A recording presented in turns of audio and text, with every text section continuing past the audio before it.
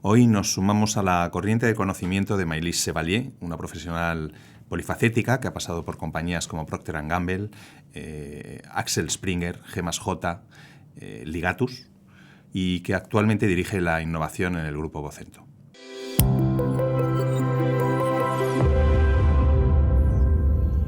Hola Maëlys, ¿cómo estás? Muy bien, gracias. ¿Y tú? Muy bien, bienvenida. Un placer tenerte con nosotros aquí en Knowledge Waves. Y un placer estar con vosotros. Estupendo. ¿Cómo se gestiona la innovación en un mundo, el de los medios de comunicación, que está en constante transformación? Sí, aquí hay dos palabras importantes, o clave, yo diría. La palabra innovación por un lado y la palabra transformación. Personalmente considero la transformación como una bendición para cualquier sector. Y si hablamos del sector de los medios, es verdad que la verdadera transformación, aunque siempre ha tenido lugar, ha venido de la disrupción digital, ¿no? Y en este modo, la innovación, de una cierta manera, cobra el papel de una gestión proactiva de esta transformación, versus, por ejemplo, una gestión reactiva que sería la reestructuración, ¿no? Y en este contexto, ¿cómo se puede percibir la innovación a nivel de medio? Yo quizás voy a trasladar lo que hacemos en Vocento y consideramos la innovación como yo diría, una dinámica facilitadora dentro de la empresa. Es decir, participamos desde la optimización de procesos y de producto o participamos desde la creación, el desarrollo de nuevo producto y de nuevo proceso, siempre de la mano de tecnología, editorial y gestión, y sin perder el foco sobre el usuario. Esto evidentemente tiene también muchos condicionantes, que son la cultura, que son la organización, el poder del activo y la fuerza financiera, que hace que, yo diría, el concepto tal como es la innovación, según la definición de Christensen, la estamos lanzando en los últimos años, de una cierta manera. Pero eso no quiere decir que el proceso creativo, que es intrínseco de cualquier empresa de medio, siempre ha existido. Los equipos son muy creativos, que sea a nivel de redacción, a nivel de publicidad, a nivel de marketing, pero el proceso de innovación para llegar a generar una nueva propuesta de valor lo estamos ahora trabajando. Estamos todavía lejos de, por ejemplo, la innovación abierta, como lo está haciendo Endesa, por ejemplo. ¿El COVID, la pandemia, ha acelerado, en el caso de Vocento, el cambio de modelo? El COVID definitivamente... La búsqueda de un modelo más diversificado, ¿no? Sí. Con la caída publicitaria, etcétera, surgen necesidades imperantes, ¿no? Sí, sí, completamente. Yo pienso que aquí Vocento no ha sido una excepción. El COVID ha sido un terremoto para muchas empresas. Lo bueno es que Vocento ya estaba bastante preparado a nivel de su digitalización, así que a nivel de trabajo, de organización, ha sido inmediato, ¿no? De un día al otro estábamos casi 3.000 personas trabajando desde casa, todos los periodistas, que son más de 1.000, también desde casa. Pero es verdad que el COVID ha tenido un doble efecto.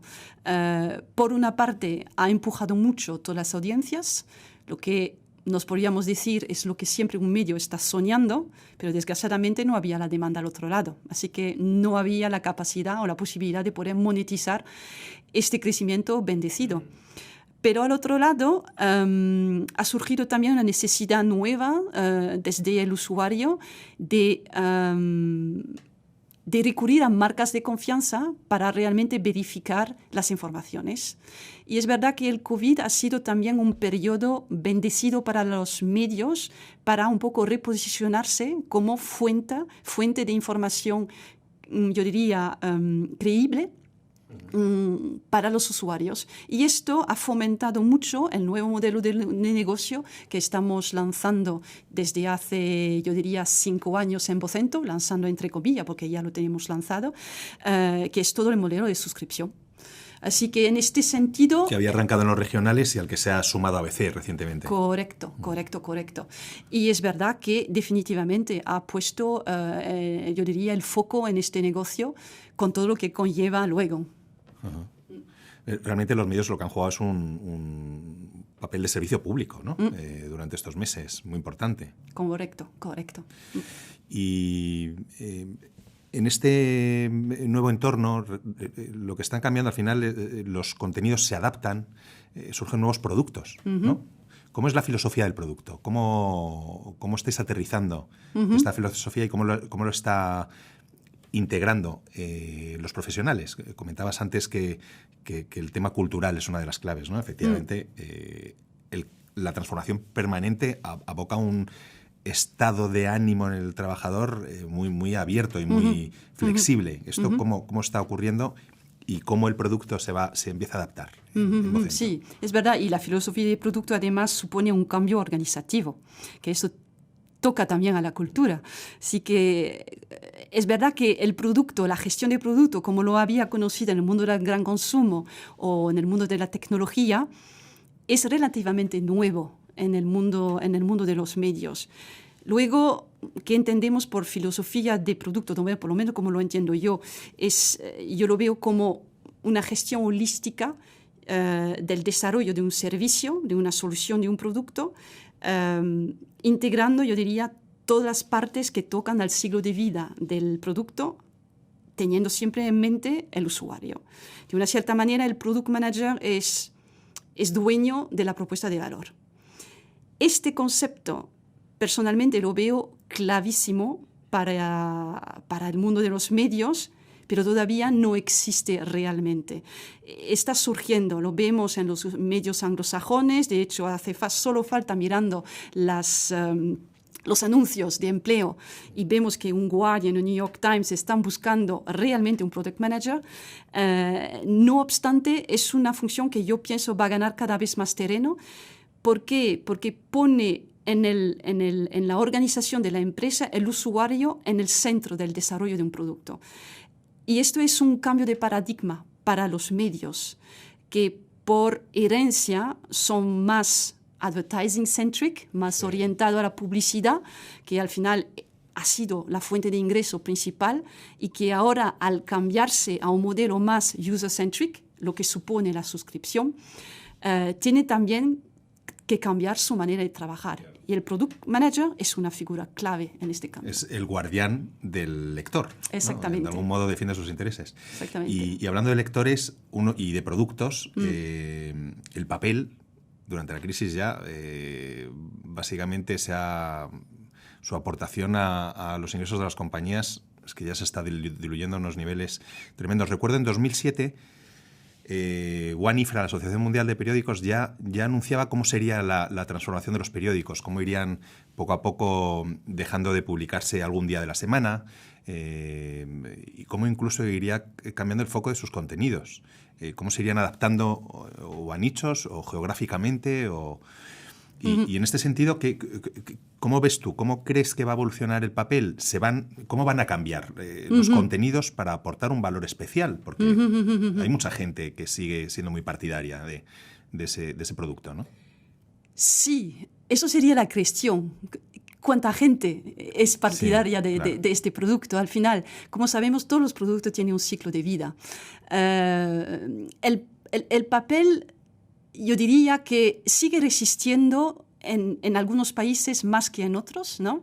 Hay países que son profundamente de lectura, como Alemania, donde el papel ha sabido evolucionar con su target objetivo, que al final son las audiencias más mayores. Hay un muy buen ejemplo que es, por ejemplo, Die Zeit, que ha entendido que el papel en sí había parado de cumplir con su promesa de actualidad, porque hay otros canales más rápidos. Así que, ¿qué le quedaba? Profundizar temas para un target que seguía, yo diría, valorando el toque del papel. Claro, ¿no? La lectura en profundidad, ¿no? Exactamente. Y eso ha hecho que Die Zeit durante mucho tiempo ha realmente vuelto a incrementar sus audiencias. Luego, y eso es mi opinión personal y esto se puede completamente discutir, estaba escuchando a Mark Thompson, que es el ex-CEO, ¿no? de New York Times. Él da al papel 15-20 años. Yo personalmente, si hablamos de España, por ejemplo, y si hacemos un estudio empírico alrededor de ti, ¿quién lee un periódico? Solo un estudio empírico. Solo este estudio ya te da muchas pautas. Así que a mí me cuesta mucho creer que el papel sobreviva la generación Z. No obstante, y eso es la buena noticia, el verdadero valor no está en el papel. El papel al final es un envoltorio. Claro, está en el contenido. Exactamente, es el contenido. Y eso es el gran reto. Y aquí es el verdadero valor de las empresas de medio. Cómo justamente formatear este contenido para cumplir con las nuevas expectativas del usuario y sobre todo con su ritmo, con su nueva vida. Puede ser un formato vídeo, un formato audio, puede ser un formato serie. Lo bueno del contenido es que es muy versátil. Lo único, esto que supone estar mucho más a la escucha del usuario, saber realmente lo que necesita, porque al final estamos en una gran pelea. No estamos peleando contra otros medios, estamos peleando por tener 1, 2, 3, 4 minutos, 1 hora del tiempo que sabemos es un bien escaso. Y eso es el gran reto, es de volverse necesario para este usuario. Y para eso hace falta un foco muy, muy grande sobre el entendimiento de cómo vive, qué necesita. Y qué le interesa. Y qué le interesa, claro. En ese aspecto, bueno, quienes son verdaderos expertos en captar la atención y mantenerla son las redes sociales, ¿no? Facebook, por ejemplo. No sé si has visto recientemente esta serie de... ¿Cómo se llamaba? La serie de Social... The Social Dilemma de Netflix. Social Dilemma, o sea, eso es una película que cualquier persona debería mirar. Efectivamente. Es muy buena. No, claro, y en España, por ejemplo, el consumo de redes sociales ya está en 1:20. Es verdad que todavía no es el consumo de televisión, porque por herencia legacy en España la televisión tiene un papel muy grande, que a pesar de esto también está poco a poco bajando, justamente por los Netflix y HBO de turno, que al margen de esto son también propuestas de suscripción, que también van compitiendo con nuestra propuesta. Así que aquí es un reto para un medio hacerse tan relevante como un Netflix, por ejemplo. Pero es verdad que las redes sociales es exactamente uno de las plataformas o uno de los, yo diría, de nuestros competidores, entre comillas, con los cuales queremos rivalizar, aunque es un poco, son también, yo diría, son también un vínculo para nuestros contenidos, pero no es un consumo, yo diría, es un consumo dentro de la plataforma, contribuye a la plataforma más que a la Claro, les beneficia a ellos se benefician de los contenidos, ¿no? Ahora desde luego están sufriendo por primera vez en muchos años el problema de que se empieza a legislar en torno a ellos, ¿no? Exactamente. Con lo cual pierden esa capacidad que tenían de crear sobre el aire, ¿no? Sí, se trata de generar un entorno de competencia fair. Claro. ¿No? Que no ha sido el caso hasta ahora. Tampoco hay que diabolizar, no sé si se dice así en español, a las redes sociales, porque al final permite también a los medios a llegar a targets o audiencias a los cuales quizás no hubieran llegado, por ejemplo, los jóvenes. No obstante, eso en un entorno donde realmente todos jugamos con las mismas reglas, que no siempre es el caso. Sí. Hablabas antes de Netflix, que es probablemente una de las grandes plataformas que ha conseguido o que empieza, bueno, Netflix lo ha conseguido, potenciar la suscripción y hacer que sea algo natural, ¿no? Probablemente Spotify, ¿no? Empezó en España, la gente empezó a suscribirse, hasta entonces la gente se descargaba la música de manera ilegal, incluso las películas. Pero bueno, empieza a haber un hábito en este sentido. Y esto entiendo que puede... este cambio social es en lo que se han fijado también los medios, este cambio de cultura, en lo que se han fijado los medios para lanzar estos proyectos de suscripciones, ¿no? Este nuevo enfoque del negocio, fijándose en el usuario. ¿Cómo crees que va a evolucionar en España? ¿Cómo prevés que se va a ir asentando? ¿Hay espacio para todas las marcas? ¿La gente se va a suscribir a distintos medios a la vez? Es una buena pregunta. Yo pienso que se la están poniendo todos los grandes medios, sobre todo que lanzan ahora. Yo pienso que el modelo de suscripción ha llegado para quedarse. Es verdad que había llegado ya hace 10 años, todavía no había llegado en España, pero ha vuelto a desaparecer, ¿no? Era, yo pienso, el país o el mundo. El país lo intentó en 2004, si exacto, no me equivoco. Exacto. Luego, Vocento lo lanzó hace 5 o 6 años y a partir de este momento ya se empezó a ver un modelo de suscripción para medios, pero las grandes marcas nacionales se han subido al carro solo desde hace un año, al final, ¿no? El Mundo ha empezado, seguido por El País, ahora ABC, El Confidencial. Y claro, se nota que es todavía un mercado muy reciente en comparación con el mundo anglosajone, con los 6,5 millones de New York Times o los 400.000 de Telegraph, 1 millón de FT. Nosotros estamos todavía todos por debajo de 100.000. No obstante, definitivamente ha llegado para quedarse y vuelve un poco a lo que estábamos comentando antes. Es una manera para los medios de entrar en este terreno del engagement, de hacer que el usuario se vuelve, yo diría, el centro de su propia estrategia de desarrollo. Y yo pienso que definitivamente las suscripciones van a quedar. Luego, la pregunta, ¿habrá más, menos? Eso depende mucho de la elasticidad del mercado. Ya había algunos estudios, ¿no?, de Reuters que decía a qué te suscribiría primero. Así que antes de los medios venían evidentemente el streaming. Otro tipo de los juegos, exacto, pero también no olvidar que hay otros modelos de suscripción que también cuentan en el monedero del usuario, que son todo lo que es también hosting, ¿no? Que quizás no lo saben, pero con Amazon Premium tiene la posibilidad de tener también hosting, Apple, ¿no? Todo esto. Hay todo el tema también de dating, ¿no?, que supone una suscripción también. Todo esto viene antes de pagar por un medio. Luego, ¿cuántos medios? Esto es algo que vamos a ver, pero va a depender mucho, por un lado, esta elasticidad, esta predisposición del usuario, y por otro lado, la capacidad de los medios de realmente generar una verdadera propuesta de valor que se vuelva en un hábito de consumo. Y eso es el gran reto, ¿no? Yo veo que hay 2 medios que me han ganado de una cierta manera. Para ir a entrenar a Xanadu necesito media hora. Pues Daily está perfecto. Así cada día voy escuchando algo que no haría en otro momento. Se ha vuelto un hábito de consumo. The Daily, el podcast del New York Times. Exacto, el famoso, ¿no? Que tiene 4 millones de oyentes diarios. Sí.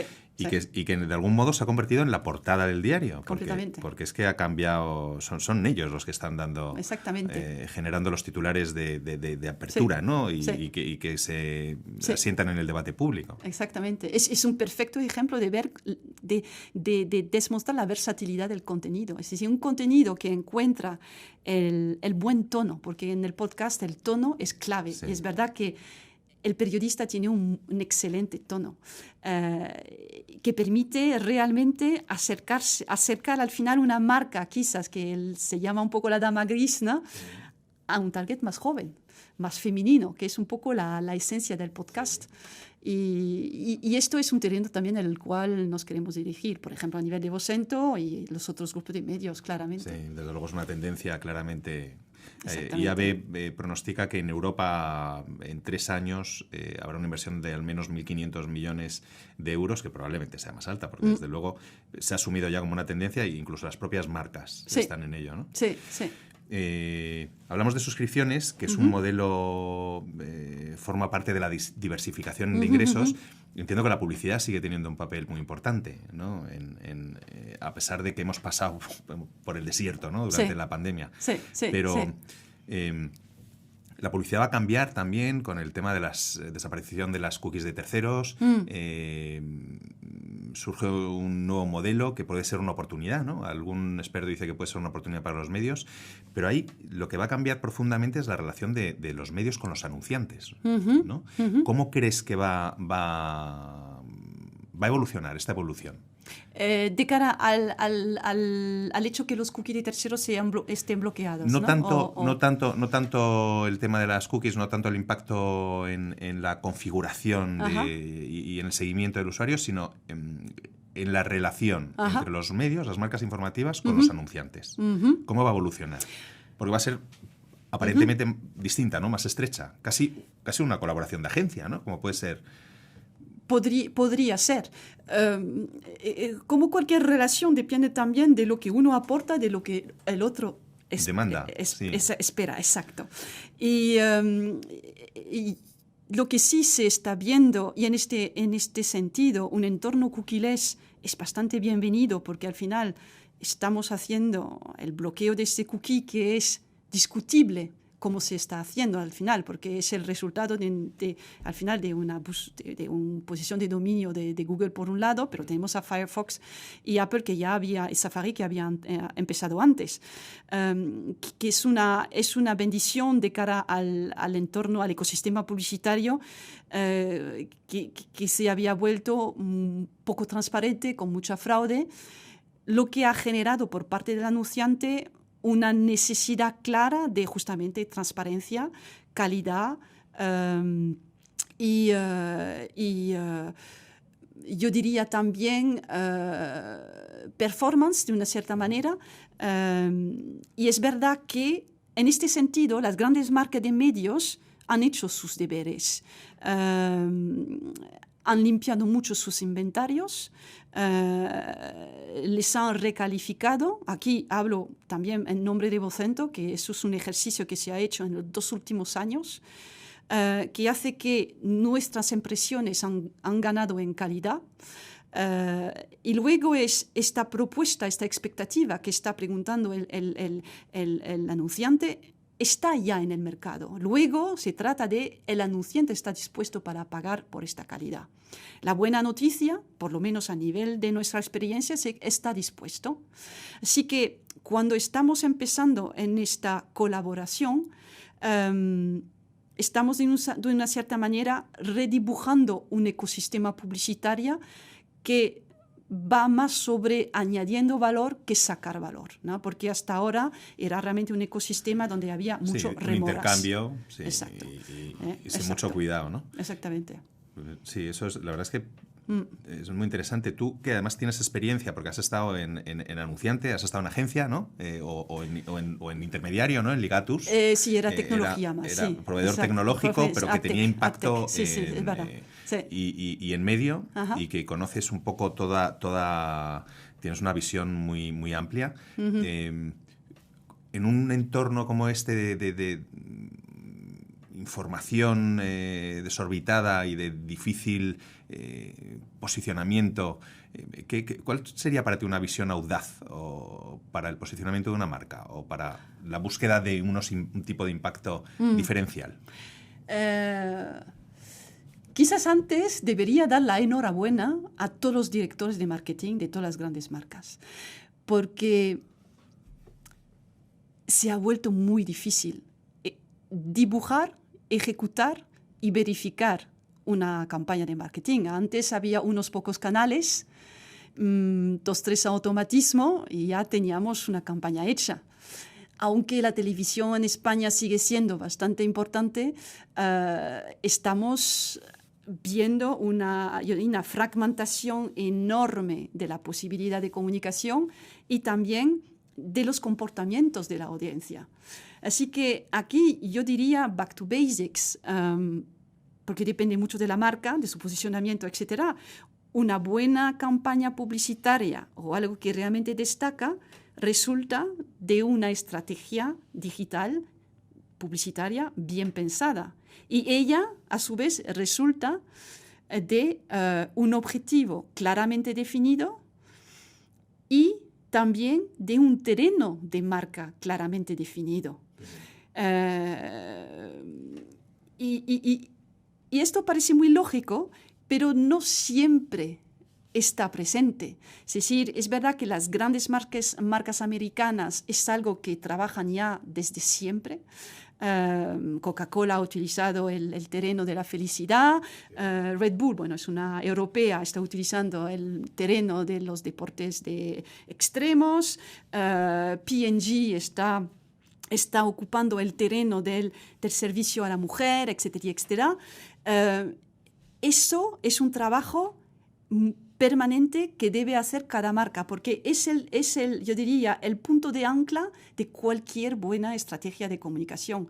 Y luego, una vez que una persona tiene esto muy clara, la selección de los canales son casi lógicos, son una consecuencia. El problema es que yo quiero hacer redes sociales. Ese es para mí un planteamiento falso. Sí. Pero fíjate, me hablabas de casos como el de Red Bull o Coca-Cola, que es que prácticamente se han convertido en medios en sí mismos. Sí, completamente. Tienen en su equilibrio de propuesta, los contenidos son clave, ¿no? Como en otros medios. O sea, esto que se ha llamado llamar además periodismo de marca en algunos casos. ¿Eso compite con los medios de algún modo? Yo diría... ¿O directamente encuentran su propio camino para llegar a sus audiencias? Yo estoy a favor siempre de una diversidad máxima para hacer avanzar, entre comillas, una sociedad y para que aprenda, para que la cultura se enriquezca. Si una marca está aportando un contenido que justamente contribuye a esto, yo personalmente lo veo completamente positivo y no lo veo como una competencia, porque al final son diferentes enfoques. Donde sí hay competencia, volviendo un poco a lo que estamos diciendo, es que el día tiene 24 horas. Sí, que si de repente... La atención. Exacto. El vídeo de Red Bull es mucho más apasionante que un artículo de ABC sobre la nueva política de fiscalidad. Bueno, aquí sí podríamos competir. Y, joder, qué interesante hablar contigo, Maylis. Tú, que tienes una sensibilidad social especial, lo sé, desde hace muchos años, tienes un proyecto en Nepal muy bonito en el que te has volcado y básicamente está centrado en formar a niños, ¿no? En formar a niños en habilidades tecnológicas. Sí, correcto. Cuéntame sobre este proyecto tan bonito que tienes, que has impulsado. Correcto. Voy a intentar ser corta porque es un proyecto que me apasiona tanto que me puedo alargar mucho. Así que es un proyecto que se dedica a la formación informática, no sé si se puede decir así, de todos al final del manejo de IT, en una escuela de un campo de refugiado tibetano en Pokhara, frente a los Annapurnas, en Nepal. Y este proyecto nació en 2003, después de una estancia mía de 6 meses ahí, donde vi claramente en su tiempo la necesidad de acceder a este conocimiento para poder realmente tener un chance luego en la sociedad y especialmente con los refugiados tibetanos. Esta necesidad en 2003 ha cambiado, estamos ahora en 2020, así que ahora lo que queremos hacer a través de esta escuela es cambiar el Computer Lab que habíamos construido en su tiempo en una escuela de coding para que aprendan a programar. Así que estamos ahora en una fase de fundraising. Necesitamos como unos 10.000 euros para cambiar todos los ordenadores, que son 20 ordenadores, tener la conexión. Y luego me gustaría también comprar algunos juegos de programación para los pequeñitos, que son muy buenos. Para fomentar el aprendizaje. Claro. Exactamente. ¿Cuántos niños han pasado por cuántos niños se han formado desde que arrancasteis con este proyecto? Yo estimaría unos 2.000 más o menos. Pues muy interesante. Enhorabuena, Maylis, por... Es una gota en un océano de necesidad. Una faceta más tuya, que eres bastante polifacética y desde luego esta faceta es muy interesante. Maylis, ha sido una maravilla hablar contigo, un placer y muchísimas gracias por acompañarnos gracias a ti en esta por sesión. el interés. Muchas gracias, Maylis. Hasta luego.